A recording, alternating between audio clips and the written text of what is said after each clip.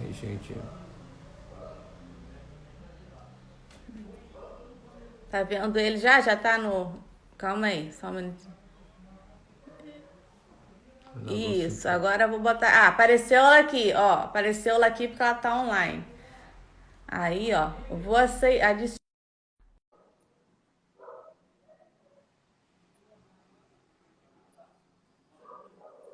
Isso. Pronto. Agora vamos olhar aqui a imagem, como é que vai ficar. Só que eu tô... Vira um pouquinho. Vira um pouquinho, põe o celular de pé. De pé, em pé. De pé? Isso. Põe de pé, amor, o celular. Não, peraí. Aí não vai dar para botar o fone. Peraí.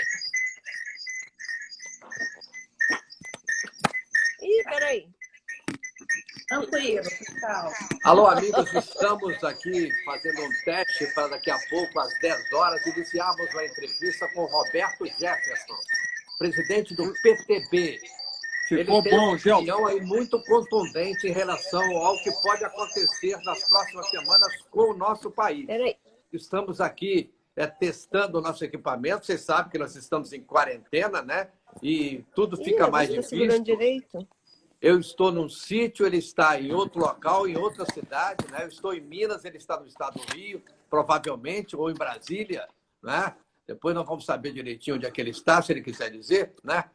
E isso acontece, a dificuldade com todo mundo. Ontem mesmo eu estava vendo duas artistas aqui na internet, elas também tendo dificuldade de colocar a live no ar, né? Isso é comum, todo mundo está acontecendo isso. Saindo do ar, peraí. Você bateu a mão em algum lugar? Não, tá ótimo agora aí, tá uma maravilha, tá maravilha. Ó, já tem, tá uma maravilha, assim tá muito bom. Você tá bonito pra caramba, Roberto Jefferson. Ó, arrebentou, ó. Só não tá mais bonito do que eu, porque você não tem Vou essa precisar careca de fone. aqui, né? Quanto é que tá? Tá cheio o teu. Deixa eu ver como é que tá a imagem aqui. Tá boa. Aqui entra um monte com escrito Tá em boa, cima, mas sim, tá tá muito boa. boa a imagem. A sua imagem tá boa. Tá. A minha também tá boa. Deixa eu só abaixar aqui um pouquinho. Baixa, Estamos só me dá uma testando. cadeira aqui do lado, amor meu. Tá ao vivo. Ó. Ô, Maravilha. Gelson, eu vou botar a fone que eu não tô te ouvindo bem. Bota o fone com calma aí, ó. Vou botar. Já tem gente aguardando a gente, mas todo mundo compreende que o momento é um momento único, né? E as pessoas estão tendo que aprender como usar essa ferramenta. São diversas ferramentas pela internet, né? O YouTube é de um jeito, o Facebook é do outro, o Instagram é do outro. Nós estamos usando aqui o Instagram. Agora já estou te ouvindo bem, graças a Deus. Tudo na paz. Que bom, que bom. Parecendo mais o teto, não? Não, amor, eu estou aparecendo bem. O Gelson está aparecendo Tá bem. aparecendo? Pô, nós estamos bem pra caramba. Tá ótimo.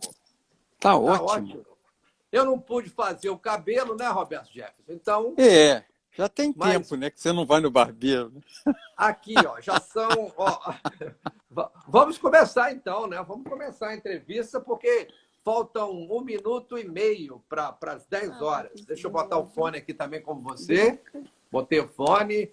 Agora estou te ouvindo excelentemente bem. Que maravilha, que bom, que bom. Alô, amigos do Conexão com o Mundo. Obrigado àqueles que já estão aqui acompanhando a gente pelas redes sociais, pelo Instagram, né? Pelo Insta, através do nosso canal Conexão com o Mundo. A última vez que eu entrevistei o Roberto Jefferson foi no aeroporto Santos Dumont, no Rio de Janeiro. Bem antes dessa coisa que parou o mundo, né, rapaz? E o Brasil, além da pandemia, tem também a questão aí a questão dessa confusão política, né, em que foi criada no Brasil, né? Agora, quem está certo, quem tá errado, cada um acha de um jeito, né? Quando eu anunciei ontem que ia entrevistar hoje o Roberto Jefferson, algumas pessoas fizeram severas críticas. Já você vai entrevistar esse cara? Mas só que a grande maioria se interessou muito e falou, e até sugeriu aqui com algumas perguntas que eu peço ao Roberto Jefferson para incluí-la no nosso papo. Tudo bem, meu amigo? Bom dia, Roberto Jefferson. Bom dia, Gelson. Bom dia, é um prazer falar a você. Prazer é todo nosso. Roberto Jefferson, presidente nacional do PTB. O homem Ficou que, melhor, tem. de repente, é Gostei, responsável gostei. por isso tudo aí, né? Viu? Isso tudo Nossa, que aconteceu gente, no Brasil produção. antes da pandemia na questão política, levando para a cadeia muitos corruptos. Agora, outros têm que ir Ficou também, né? central agora, Mas o né? assunto é o seguinte: tem alguém falando aí, esse sistema aqui é muito Então tá bom. sensível. Então agora foi. Tem alguém falando aí chegar mais, próximo tá e bom, está então. aparecendo no ar. Se alguém Amor, você puder. está vazando aqui. Você está conversando no celular, está vazando aqui. Mas tudo bem, isso aí faz parte, né? Faz parte. Torna até a entrevista assim, mais saborosa, né? Mas escuta só, meu querido, só para relembrar, a última vez que nós conversamos foi no aeroporto Santos Dumont, no Rio de Janeiro. Naquela época, corria até na boca miúda ali de que você poderia ser candidato a presidente da República. Isso já deve ter 1 ano e meio, mais ou menos. Foi em 2018, mais ou menos, né? Mas é o tal negócio, as coisas foram caminhando para o outro lado, né? O Bolsonaro assumiu a condição de candidato aí da oposição a que tudo que estava acontecendo no Brasil. Eu também o entrevistei no aeroporto naquela época, né? E ele não mudou o discurso, é o mesmo discurso que fez há 1 ano e meio aproximadamente no aeroporto Santos Dumont. Esse jeito Bolsonaro de ser. Mas eu me lembro, antes de começar com você, do edifício Balança, mas não cai, né? Que há décadas, há mais de 50 anos, começaram a espalhar que aquele edifício ali na Rua de Santana, no centro do Rio de Janeiro, próximo à Central do Brasil, ia cair, porque ele balançava, né? Só que isso já tem mais de 50 anos, ele balança, mas nunca caiu, né? Fizeram, inclusive, lá uma reforma lá. Tem como o Bolsonaro fazer uma reforma nele próprio, né? E passar a ser mais maleável, evitando a queda? Afinal de contas, Bolsonaro cai ou não cai? Roberto Cai, Jefferson, não. é com você. Não cai, não. Não cai. Ô, Gelcio, o Oi. presidente Bolsonaro tem com ele em todas as pesquisas, até a do Datafolha, que é uma pesquisa que sempre é contra o presidente, as pesquisas da Globo, que sempre são contra o presidente, ele tem 35% do povo com ele de maneira inarredável. E olha que não era para ser assim, Gelcio. Você repare que de manhã cedo você liga a Globo News, a Band News, você liga as rádios, está todo mundo batendo no presidente. Você lê o jornal Estadão, a Folha, o Globo, a Zero Hora, todo dia batem no presidente. Você liga os jornais na hora do almoço, de televisão no horário de almoço, estão batendo no presidente.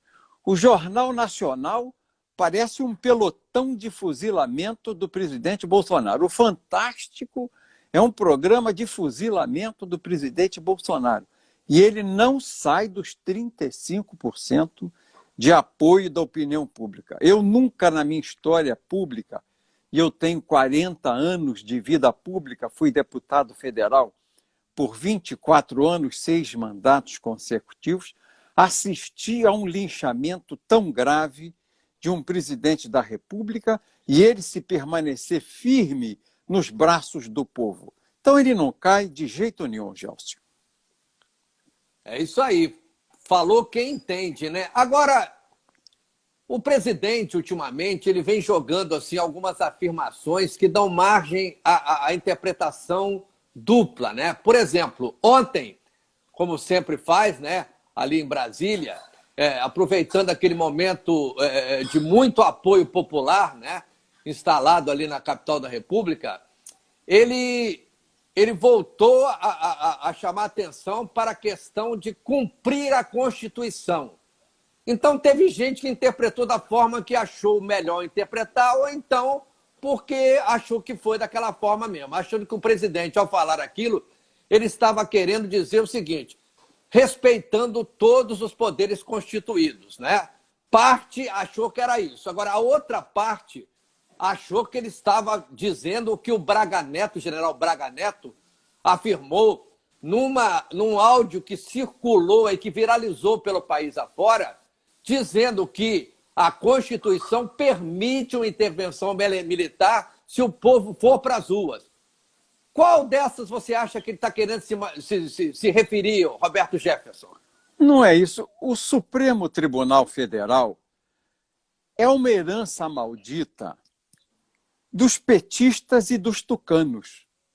Os 11 ministros que lá estão são parte da herança maldita dos tucanos e petistas.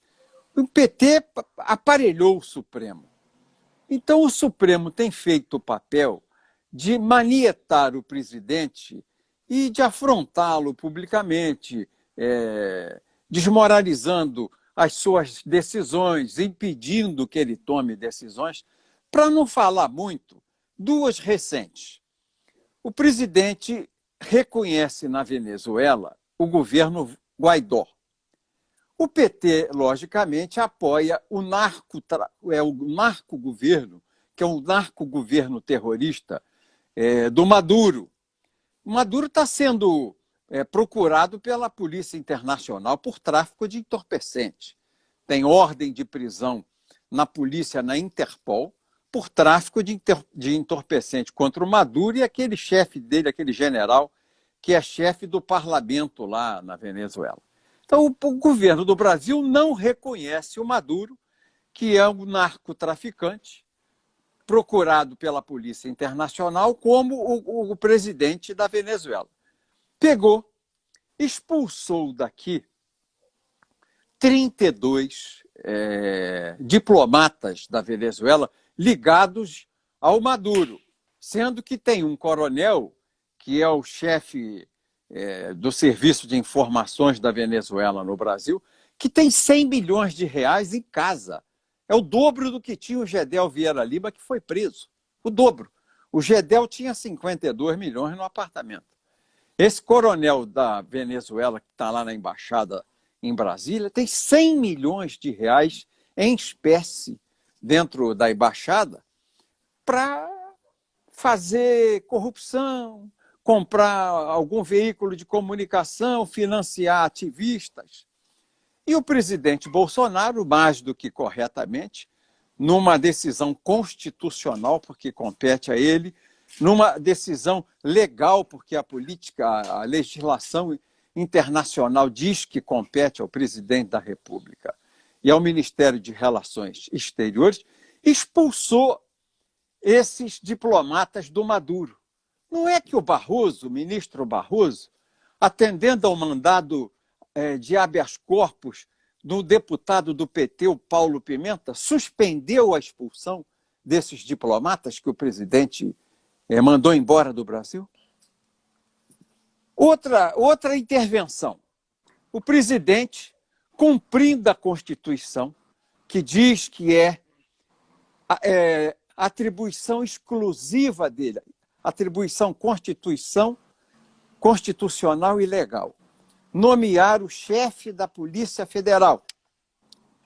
Quando ele faz o ato nomeando, o ministro Alexandre Moraes, atendendo a um mandado de segurança, impede que o presidente publique o ato no Diário Oficial. Mas o que diz a Constituição? A Constituição diz que é competência exclusiva do presidente nomear o presidente da República e, legalmente, nomear o chefe da Polícia Federal. Vai o ministro Alexandre Moraes e suspende essa nomeação feita de maneira legal e constitucional do presidente da República. O presidente da República tem uma posição a favor do isolamento parcial, nesse caso do Covid. Ele entende que as pessoas sadias, com menos de 50 anos, as crianças, que têm imunidade natural contra o Covid, esse vírus chinês, o vírus chinês da pneumonia chinesa, podem trabalhar. Não podem trabalhar os que, como eu e você, Gelson, passamos dos 60 anos, temos comorbidades, o que são? Diabetes, enfisema, doenças cardiopatas, ou se não, imunodepressão por causa de quimioterapia, de tratamento de câncer. Esses não podem sair de casa para se infectar com o vírus. Esses ficam em casa. Política acertada, feita na Suécia e política acertada, não é invenção, feita no Japão e política acertada feita na China capitalista, em Hong Kong. O presidente queria adotar essas políticas no Brasil, mesmo porque a política para o Covid ela é diferente. O Brasil é um país de temperaturas mais elevadas. O Covid que surgiu na China é um vírus de temperaturas extremamente frias. São temperaturas diferentes, ambientes diferentes. Então, o presidente da República quis adotar o isolamento parcial das pessoas que têm comorbidades que são mais frágeis. Vai o ministro Marco Aurélio de Mello e toma uma decisão monocrática dizendo que compete apenas aos governadores e prefeitos decidir sobre a política de saúde. Ao presidente da República compete apenas assinar os cheques e mandar o dinheiro para os prefeitos e os governadores, mas que ele não pode dar o pitaco nem sobre essa política de isolamento social, nem sobre os remédios que a população pode tomar, esse hidroxicloroquina, o AZT. Então, o Supremo vem afrontando a Constituição, essa herança maldita do Supremo que o presidente recebeu de ministros nomeados pelo PT e pelo PSDB, pelos tucanos, vem peitando o presidente, vem colocando bridão nele, vem colocando nele cabresto, impedindo que ele possa governar o país, gerando uma grave crise social. Estamos conversando com o presidente nacional do PTB, Roberto Jefferson. Eu estou em quarentena em Minas, ele está em quarentena também. Você Comendador Levi Gasparian. Comendador Levi Gasparian. Minha casa. Isso, aqui pertinho de Juiz de Fora. Estado do Rio de Janeiro. Estamos aproximadamente a 100 quilômetros, né, de distância um do outro. Exatamente, um pouco mais. Mais ou talvez. menos. E a gente tá conversando aqui a respeito da atual situação do país. Quero agradecer muito as pessoas que estão aqui acompanhando a nossa live, né? Depois a gente vai curtindo melhor, né? Porque agora não dá tempo para acompanhar tudo aqui, para não cumprimentar um e não cumprimentar outro. Mas tem perguntas aqui chegando, Roberto Jefferson, que eu quero saber se eu posso colocar a partir de agora ou se você quer falar alguma coisa antes das perguntas. Não. Eu estou para atender o seu convite. Muito bem. A sua maneira de fazer o programa. Tem aqui o José Juvenal Rasteiro, né? Ele diz o seguinte, que o Bolsonaro, Roberto Jefferson, não estaria vivendo o que viveu Collor quando, por não fazer acordo com o Congresso Nacional, foi derrubado? Sem dúvida. O maior defeito do presidente Bolsonaro é ser honesto. Toda essa pressão movida contra o presidente Bolsonaro é que ele não rouba e não deixa roubar. É isso que está levando ao paroxismo essa crise contra o presidente Bolsonaro. E repare só, Gelcio, que data é hoje? Hoje é 5 de maio, 4 de maio, 4/5. Hoje é 4 de maio. As eleições são em outubro. Então, nós estamos no mês 5, faltam 5 meses para as eleições. E os partidos políticos estão sem caixa. Começou toda essa pressão agora contra o presidente. Quero nomear ministro, quero nomear diretor de estatal, quero nomear diretor de banco, quero nomear diretor do BNDES, quero nomear presidente da Petrobras. Voltou tudo de novo, como era no governo do Lula, como era no governo do Temer, como era no governo do Fernando Henrique, como era no governo do Sarney. Voltou tudo de novo. Por quê?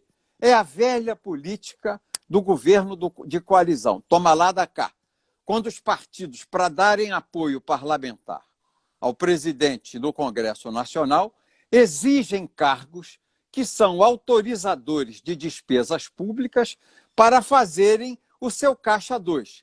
Porque assinando o cheque com empreiteiras, eles recebem comissões aí de 3%, 5% até 10%. E isso faz a fortuna de muitos dirigentes partidários e permite fazer as campanhas de prefeito e de vereadores agora nas próximas eleições de outubro. O presidente Bolsonaro tem sido agredido porque ele não cede.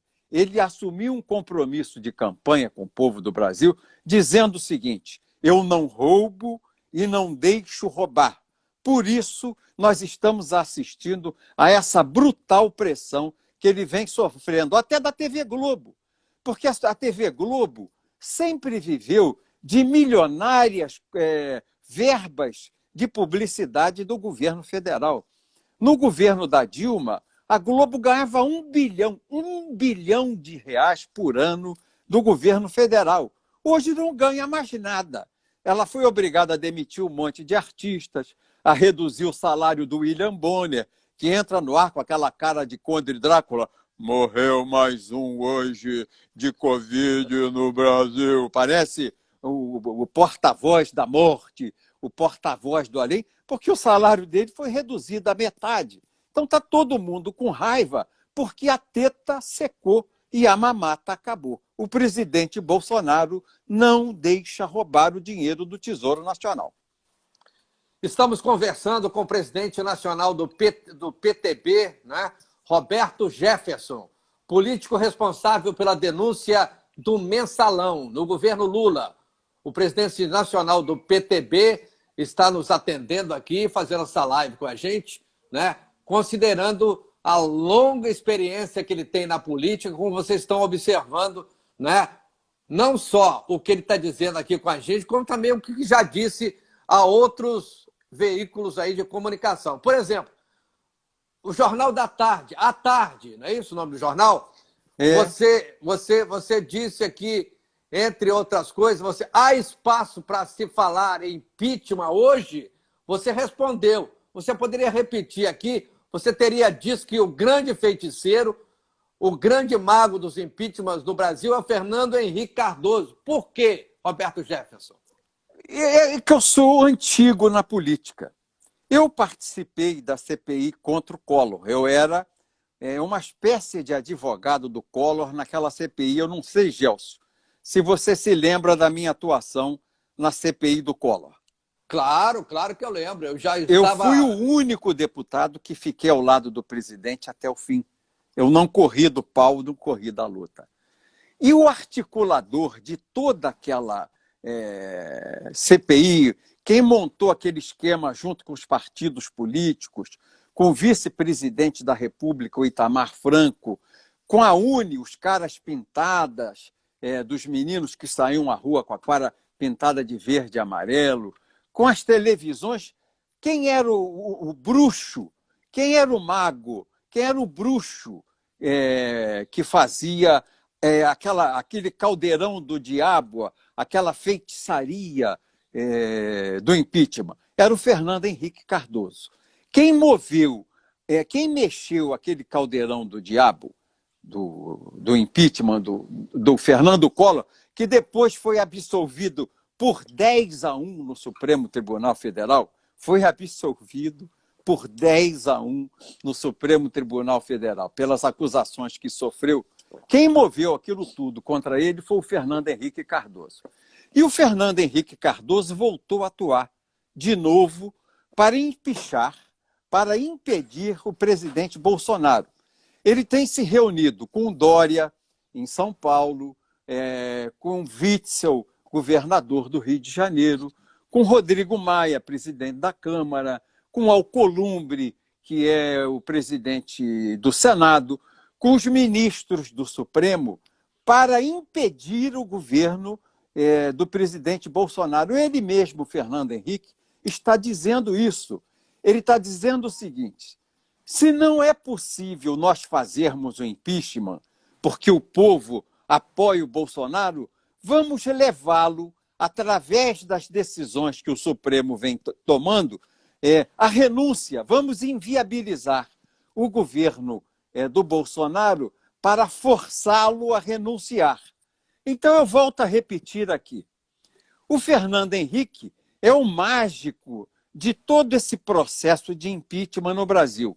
Lá nos idos de 2002, quando ele conseguiu que o presidente Collor renunciasse, o Itamar Franco nomeou o Fernando Henrique primeiro-ministro de Relações Exteriores. Depois, ministro da Economia, ele fez o Plano Real, foi o pai do Plano Real e foi eleito, em seguida, presidente da República. O que ele quer agora?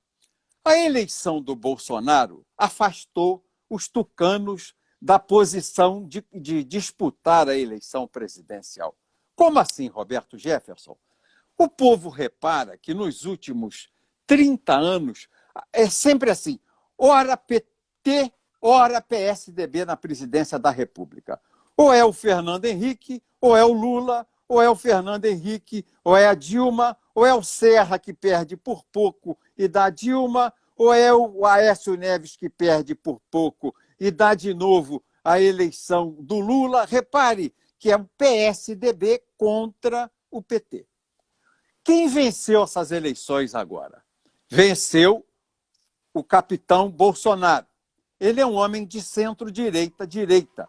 Esse espaço é ocupado pelo PSDB. Foi, no passado, ocupado pelo PSDB e as suas candidaturas. Se ele permanecer à frente do governo e for candidato à eleição, é inviável surgir um candidato tucano para disputar contra o PT. O Bolsonaro vai disputar contra o PT de novo. Aí o Fernando Henrique quer tirá-lo da frente. Senão, ele não tem espaço para ter uma candidatura tucana para disputar a eleição, porque o eleitor é o mesmo. E você tanto veja que é o mesmo, que o Dória em São Paulo fez. Bolsodória. Ele foi para as eleições apoiando o Bolsonaro. Hoje ele é contra. Hoje ele é adversário do Bolsonaro, porque ele já se lançou candidato a presidente da República. Mas ele, para ganhar a eleição em São Paulo, ele pintou na camiseta Bolsodória. Ele usou o mesmo eleitor, porque o eleitor do Bolsonaro é o mesmo eleitor do PSDB. No Rio Grande do Sul, aquele governador Eduardo, eu só esqueci o sobrenome, Gelson, se você lembrar, fala aí, ele fez também Eduardo Bolsonaro, porque, sendo tucano, o eleitor que votaria nele no Rio Grande do Sul, ele sendo do PSDB, é o eleitor do Bolsonaro. Então, ele, tucano, fez campanha junto com o presidente Bolsonaro para ganhar a eleição. E no Mato Grosso do Sul, que o governador é tucano também, ele fez toda a propaganda política dele junto com o Bolsonaro. Porque o eleitor que vota no PSDB é o eleitor que vota no Bolsonaro. Daí o Fernando Henrique desejar urgentemente tirar o Bolsonaro da frente, empichá-lo, porque ele sabe que num governo do general Mourão, ele tem mais chances de fazer um acordo político do PSDB com o governo Mourão para poder ter cargos no governo e emplacar um candidato do PSDB à candidatura na sucessão de Bolsonaro. Essa é a crise que o Brasil vive hoje. Roberto Jefferson, eu tenho uma indagação aqui do visualizador nosso nesse momento aqui, o Rodolfo José de Almeida. Ele está em Brasília nesse momento, mas ele é do Rio de Janeiro. Ele foi lá porque a família está lá, então ficou em quarentena durante 15 dias e hoje está revendo a família, está inclusive muito emocionado, né, de estar falando disso e de estar relembrando. Ele trabalhou com o Itamar Franco, que foi o presidente do Brasil depois que afastaram o Collor. É isso mesmo? Confere, não é isso? O Itamar Franco. Ele está perguntando assim, afinal de contas, quem que criou o Plano Real? Foi o Fernando Henrique ou foi, de fato, o Itamar Franco, no governo Itamar Franco? O Itamar não recebeu os louros disso. O Itamar morreu com essa mágoa, porque ele disse, eu fiz o Plano Real. Porque ministro não faz pelo presidente, tá certo? Claro. Ministro faz o que o presidente manda. O único ministro que não obedece o presidente é o Moro. O ministro que não obedece o presidente é o Mandetta. Mas o presidente já mandou embora para casa o Moro e já mandou para casa o Mandetta. Eu me lembro bem que o presidente Itamar Franco, morreu com essa mágoa, porque o Fernando Henrique, o bruxo Fernando Henrique, o mago dos impeachments, começou a dizer: eu fiz o plano real, fui eu que bolei o plano real. O Itamar não tem nada com isso. E o Itamar ficou com essa mágoa, porque toda a vitória, todos os louros da vitória do plano real ficaram apenas com o ministro da Fazenda naquela época, que era o Fernando Henrique, e o Itamar ficou a ver navios. Nós estamos conversando com o presidente nacional do PTB, Roberto Jefferson, o homem que denunciou o mensalão. Mas tem perguntas aqui, né? Deixa eu selecionar aqui, né? Tem uma aqui que tá te jogando contra a parede, viu, Roberto Jefferson? Tá bom, vamos lá. Tá dizendo o seguinte: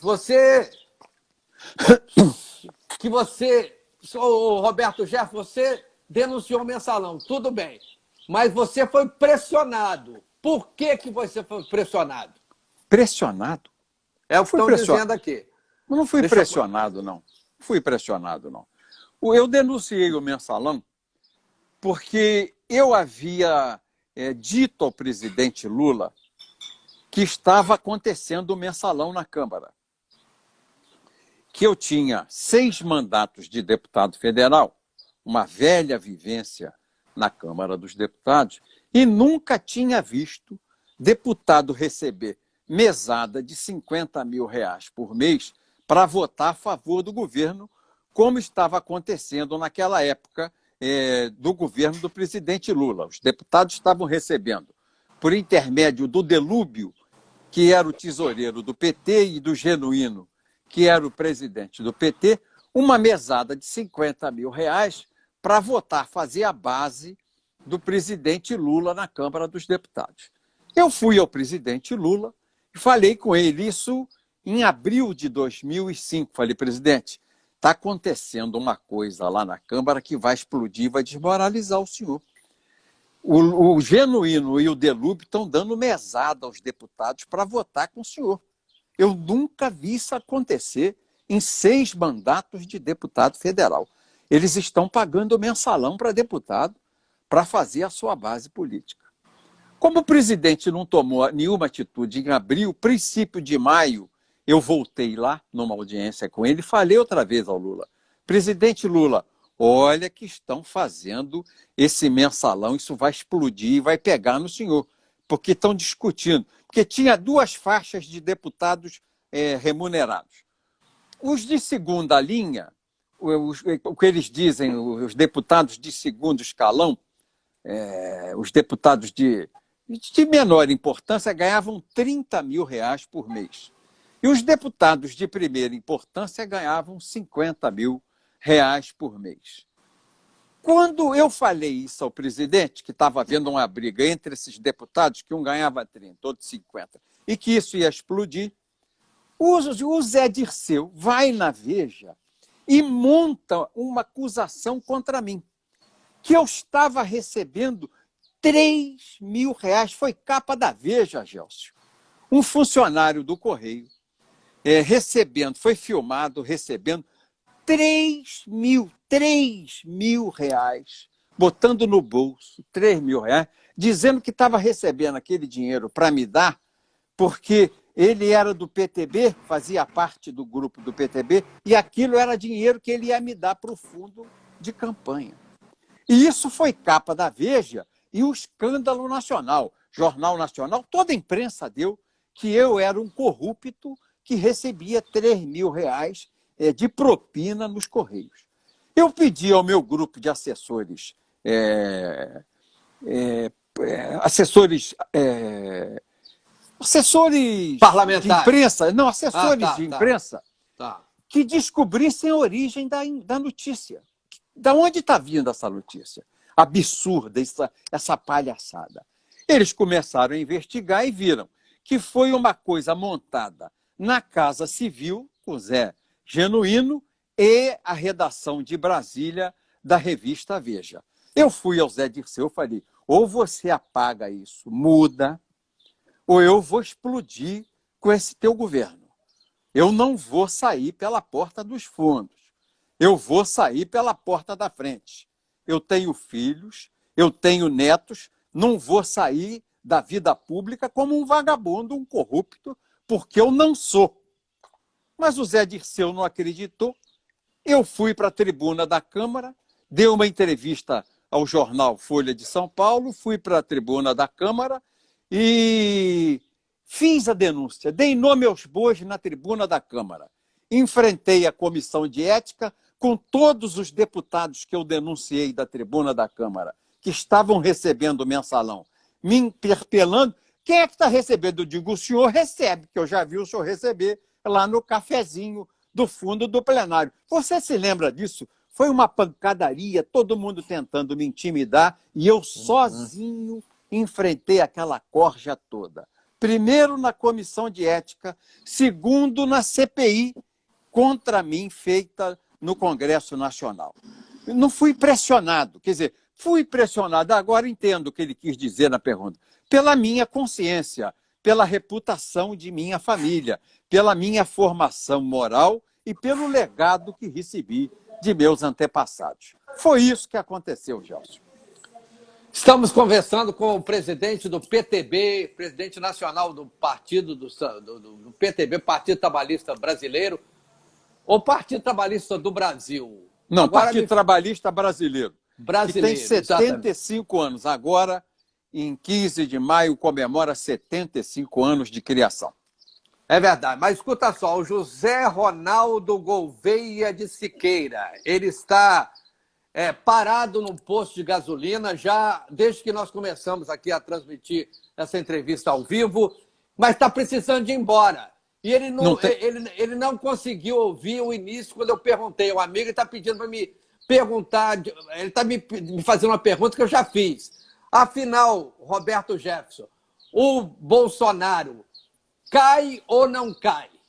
Só sai de lá na bala. Porque ele não cai. Porque tem o povo ao lado dele, tem muitos políticos na Câmara dos Deputados que não são da velha política, que são homens honrados, que ficam ao lado dele, não é? E tem ao seu lado o povo que ora, os alferes de Deus, e tem um povo que é forte, né? Que enfrenta qualquer parada para não permitir que ele seja deposto da presidência da República. Você veja que ao lado do povo que ora estão com ele, olha a base dele, Gelson, os bombeiros, os policiais militares, os policiais civis, os policiais rodoviários federais, os policiais federais, os militares reformados, os militares na ativa. Quer dizer, é gente habituada a dar tiro e tomar tiro. Não vai ser meia dúzia de moleque de sem teto, de sem terra, da CUT, de camisa vermelha, comunistas, é que vão botar para fora o Bolsonaro. Se precisar de força, nós vamos opor a força e uma força brutal contra esses bandidos que tentam intimidar a ordem pública e a democracia no Brasil. Presidente não cai e ele não renuncia porque essa palavra não está no dicionário dele. É a opinião da Georgina Silva Alves, da Marcela Maria Nunes, né? E de outras mulheres que de repente entraram aqui, né? Dizendo Bolsonaro não cai, Bolsonaro jamais cairá. Elas devem ser pessoas que oram, são católicos que oram, evangélicos que oram. Pode perguntar se não é. As pessoas que têm fé estão ao lado do Bolsonaro. Há uma corrente de orações poderosíssima ao lado dele. Ele é um homem abençoado. Jane Marinho Ribeiro Esteves, perguntando aqui em relação ao Supremo Tribunal Federal. Os ministros que compõem a mais alta corte de justiça do país, né, o Supremo Tribunal Federal, eles são indicados e depois o presidente tem que concordar com a indicação. No caso do Alexandre de Moraes, aconteceu a mesma coisa. Ele teve que ser abonado pelo Michel Temer. Como pode o mesmo ministro que precisou do aval de uma pessoa amiga, está aqui entre aspas, fazer o que fez com o Bolsonaro, exigindo aí que em rápido período de tempo, né, Bolsonaro desse provas de que não está errado? Não, o que ela quer dizer, eu entendi. O Alexandre Moraes é amigo, professor amigo, já escreveu livro junto com Temer, era amigo. Apesar dele não ser do MDB, ele ser tucano, inclusive ele sai de fotos na mão na eleição do Dória, segurando um tucano na mão, abraçado com Dória na eleição passada. Ele é amigo pessoal do Temer e foi indicado pelo Temer para ser ministro do Supremo. Ele invocou que o delegado Ramagem foi o que ele invocou quando ele fala da impessoalidade da nomeação. Ele invocou que o delegado Ramagem, hoje chefe da BIM, Agência Brasileira de Inteligência, não podia ser o diretor-geral da Polícia Federal porque era amigo do presidente Bolsonaro. Quer dizer que o Alexandre Moraes agiu com 2 pesos e 2 medidas.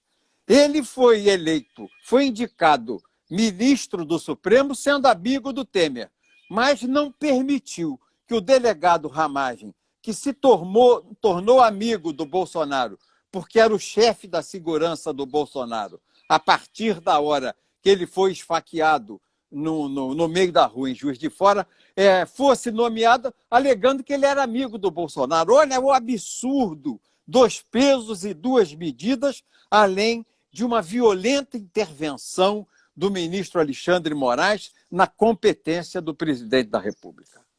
Eu entendi a pergunta. Porque às vezes as pessoas escrevem, né? E acontece mesmo com a gente, né? A gente quer escrever uma coisa e na hora de digitar acaba escrevendo outra. Então isso é super comum, não se preocupem com isso, porque quando o entrevistado é bom, né? Aí, no caso, ele próprio consegue interpretar o que muitas vezes nem o apresentador consegue, entendeu? Eu quero agradecer muito o Roberto Jefferson, né, que está nos proporcionando aqui uma audiência recorde no Instagram.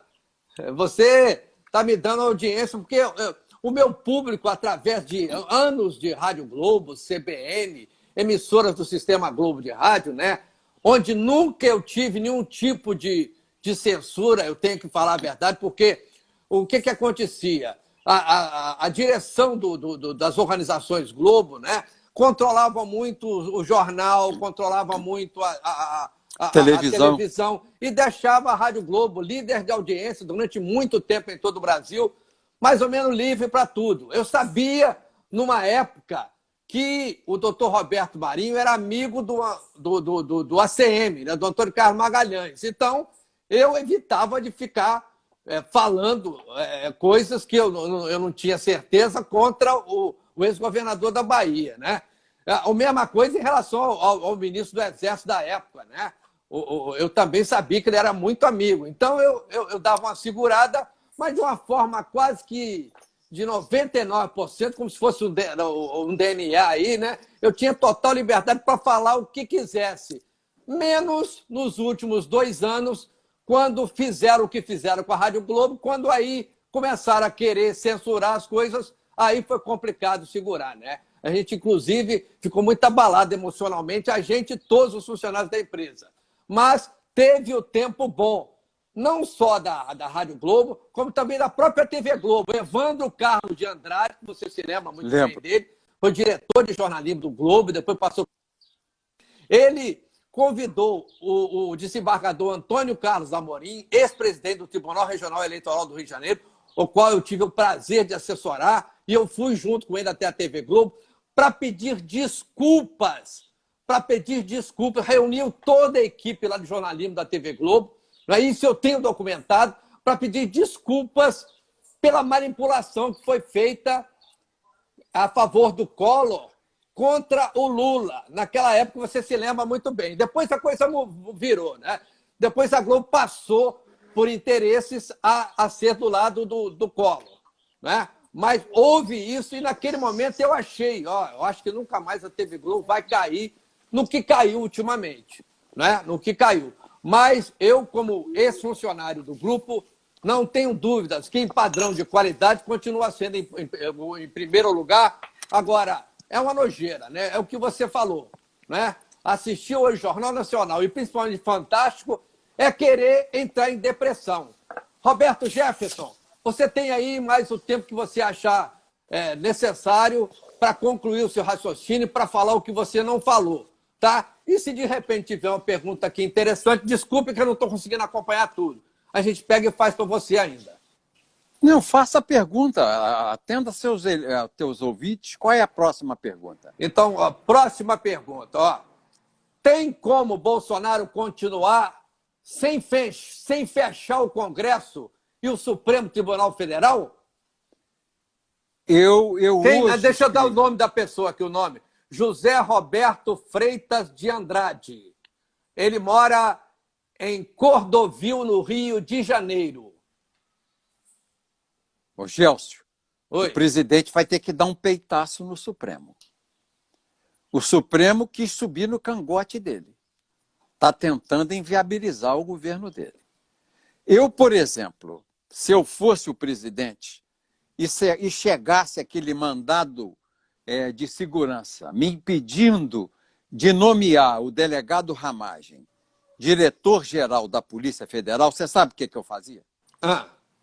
Eu rasgava aquele mandado na cara do oficial de justiça, jogava dentro do lixo, publicava no jornal a nomeação no Diário Oficial e dava posse ao delegado Ramagem contra a ordem do ministro Alexandre Moraes. E o Alexandre Moraes é que fosse para Roma chorar no colo do Papa. Vai reclamar com o Papa. Eu dava um peitaço nele. Eu punha ele no lugar. Agora o Barroso toma essa medida aí de impedir que esses comparsas desse corrupto, facínora, traficante de arma e de entorpecente, que é o Maduro da Venezuela. Se eles não podem ser expulsos no Brasil, porque o Barroso disse que não pode, que é contra o direito humano expulsar os diplomatas da Venezuela, comparsas do Maduro do Brasil, que é uma atribuição prerrogativa exclusiva do presidente. Você sabe o que eu faço? Pego um avião da Força Aérea, boto todo mundo dentro e mando eles levar para Caracas. Boto todo mundo lá em Caracas. Com o ministro gostando ou não gostando, concordando ou discordando. E se o ministro sangar, pega o ministro, mete no avião e bota ele para Caracas também. Vai para a Venezuela. Quem gosta da Venezuela, vai morar lá.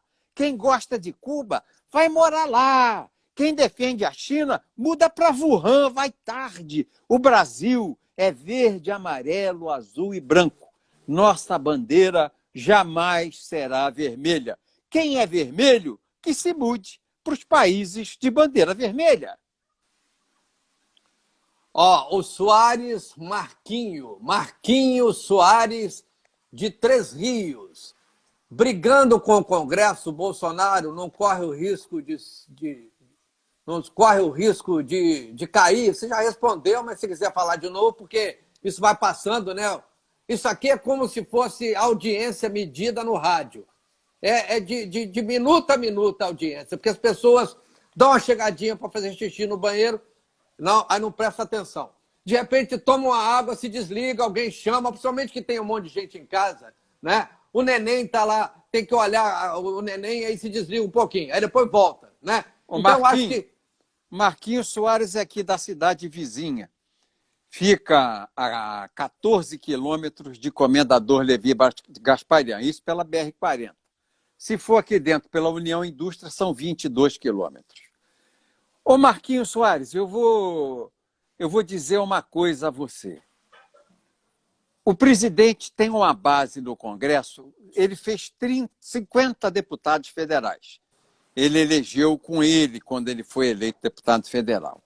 Ele tem mais 10 do PTB, 40, mas ele soma gente aí do PP, do Partido da Igreja Universal, PR, ele soma gente do PSD, ele soma gente do PL. O presidente deve ter em torno de uns 200 deputados com ele, uns 200. não passa. Né? São 513 deputados federais. 2/3 de 513.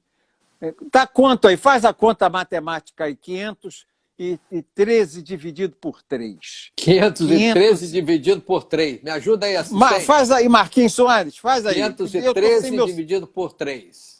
513 dividido por 3 vezes 2. Dividido por 3 dá 171. Dá 171. Multiplicado por 2, multiplicado ele precisa por 2, ter do 340... 342. 342, 343 votos a favor do impeachment. Se ele tem 200, não passa o pedido de impeachment, tá certo? Não há no Congresso, na Câmara dos Deputados, não há 372, 375 votos em favor do impeachment do presidente Bolsonaro. Ô Marquinhos Soares, o que eu estou vendo, a mesma coisa que você aqui na nossa região, é que está havendo um abuso dessa reclusão social, desse lockout que está havendo aqui. Porque em Três Rios não morreu ninguém de coronavírus. Ninguém. Tem pessoas que estão sendo tratadas em casa. Eu não entendo por que o prefeito mantém fechado o comércio em Três Rios. Está criando um transtorno monstruoso para a população. E agora nós estamos nos avizinhando do domingo, do Dia das Mães, que é semana que vem, nem presente para as nossas mães nós podemos comprar. Eu acho o seguinte, a cidade que tem muita gente que morre de coronavírus, tudo bem, faz o lockout, faz o isolamento social radical. Mas aqui em Três Rios, Levi Gasparian é 0 morto de coronavírus. Três Rios é 0 o número de mortos em coronavírus. Quer dizer, e tem pouca gente contaminada sendo tratada em casa com hidróxido de cloroquina e AZT. Por que o prefeito mantém toda a cidade fechada aqui na região? E eu dou esse exemplo porque está assim no Brasil todo. Na Páscoa, Gélcio, eu tentei ir até Itaipava, que é aqui pertinho, fica a 50 quilômetros aqui de casa, e eu não pude entrar em Itaipava. Tem uma polícia sanitária exigindo conta de luz. O prefeito de Petrópolis, em Itaipava, exige conta de luz de morador em Petrópolis, ou morador em Itaipava, para você entrar em Itaipava. Quer dizer, nem o direito de comprar o ovinho de Páscoa para dar para os sobrinhos, para os netos, nós tivemos em função desse radicalismo que está aí. Agora vem o Dia das Mães. Nós não vamos poder dar presente às nossas mães aqui em Três Rios, aqui em Levi, aqui em Petrópolis e nos outros municípios do Brasil, em Além Paraíba, em Sapucaia, no Rio de Janeiro. Que conversa é essa? Virou uma ditadura de prefeito e virou uma ditadura de governador. Isso é um absurdo. Está indo longe demais. Tem uma pergunta aqui de São Paulo, de Moema, São Paulo. Roberto Jefferson, você, tudo bem, eu também não tenho visto mais o Jornal Nacional, não consigo mais acompanhar o Fantástico. Meu nome é José Roberto Rodrigues Maia, mas não sou parente do César Maia. Ele dizendo aqui, né? Eu tô aqui em Rodrigues Moema... Maia. Rodrigues Maia é parecido com o Rodrigo Maia. Mas ele não tomar pescoção na rua, porque o Rodrigo Maia não anda na rua, porque o povo dá bolacha nele. Deixa eu te falar. Mas ele faz uma seguinte ressalva e eu concordo com ele. Algumas pessoas não concordam. Tudo bem, que elas têm que atrapalhar o trabalho do... mas elas não deveriam atrapalhar o trabalho dos colegas agredindo os profissionais no meio da rua, porque muitas vezes esses profissionais precisam do emprego e não compartilham com a linha editorial da empresa. Ele pedindo aí para as pessoas pararem de agredir os funcionários da TV Globo, porque muitos não merecem isso, né? Eu discordo. Eu acho que se está aí TV Globo na rua e é sempre por mal, é não deixar gravar. Não bater nos funcionários, não, mas não deixar gravar. Eu acho que só devia quebrar o equipamento. bater no funcionário eu sou contra, porque o funcionário é inocente. Mas quebrar o equipamento que é da Globo, eu acho que o povo tem direito de quebrar. Eu penso assim. O Rodrigues Maia, bater no jornalista eu sou contra, porque o jornalista pode até ser contra a linha editorial. Ele é obrigado a fazer aquela pauta que recebe da redação. Mas quebrar aquelas cameretas todas, eu sou absolutamente a favor. É isso aí, resposta do Roberto Jefferson, e a nossa live vai continuar mais um pouquinho, porque a gente está conseguindo aqui no Instagram, como eu disse, meu público maior fica aí no Facebook, né? E no Instagram... Mas eu não tenho Facebook. Eu vou até abrir um Facebook. Abre um Facebook. Eu vou abrir um Facebook. Eu estou falando no Instagram da minha esposa, porque eu também não tenho Instagram. Eu só tenho o Twitter. E tenho quase 80 mil seguidores no Twitter. Mas eu não tinha Instagram como é que você falou? Facebook eu não tenho. Vou inaugurar essa fase nova. Não vou precisar usar. Quer ver o jornalista Haroldo Barros, que foi cinegrafista durante anos da TV Globo, né? O Haroldo Barros tem um programa, inclusive, muito interessante à noite, pelas redes sociais, né? Ele passou a fazer o programa no Instagram, mas voltou para o Facebook, justamente alegando que o público dele mais popular estava no Facebook. Agora, é o tal negócio, eu acho que é uma questão de você acostumar, porque tem muita gente também migrando para o Instagram, né? Tem muita gente. E hoje, você tem uma ideia, os artistas dão prioridade ao Instagram ou YouTube, né? O que não quer dizer que o público do Facebook é maior ou menor. Eu acho que você tem que saber usar as ferramentas todas, independente de ser Twitter... Eu estou aprendendo, é que eu já estou velho, Gelson. Estou com 66 para 67. É tô mesmo, velho. Cara? É? Eu 66, eu faço em junho 67. Eu vou fazer 66 agora, se Deus quiser. Estou um ano mais velho. Na semana que vem, dia 12 de maio. Ó, não me manda gravata, não, por favor, porque eu já tenho mais de 1000 gravatas. Eu faço 14 de junho. Eu sou um ano e um mês mais velho que você. 14 de junho, 2 dias depois do Dia dos Namorados. É verdade, é verdade. Tá certo. Vamos falar em Dia dos Namorados, o presidente Bolsonaro, ele costuma muito falar de divórcio, né? Você acha que o presidente Bolsonaro vai divorciar com algum ministro ainda nas próximas semanas ou não? Ou a partir de agora acabou? Saiu, quem está continua.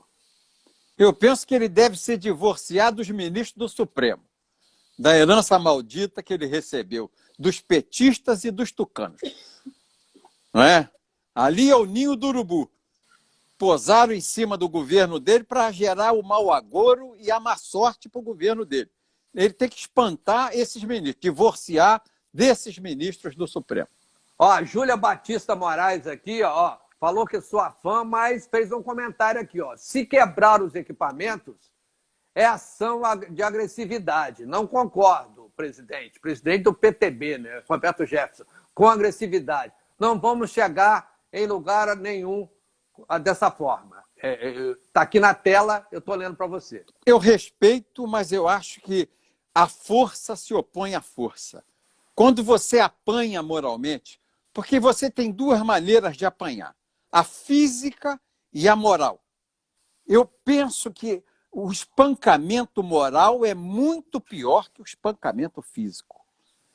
A Globo tem espancado moralmente o presidente da República. Tem abusado, espancado moralmente, pisado na honra, na dignidade, machucado a tradição do presidente familiar. Isso não tem resposta a não ser uma dura ação. Então, se você não pode bater na Globo, quebra as cameretas dela. É a violência pela violência. Tem que haver uma resposta. Você quebrando as cameretas no meio da rua, está respondendo à agressão moral covarde que o presidente vem recebendo e vem sofrendo. Vale a pena destacar que pelo menos 18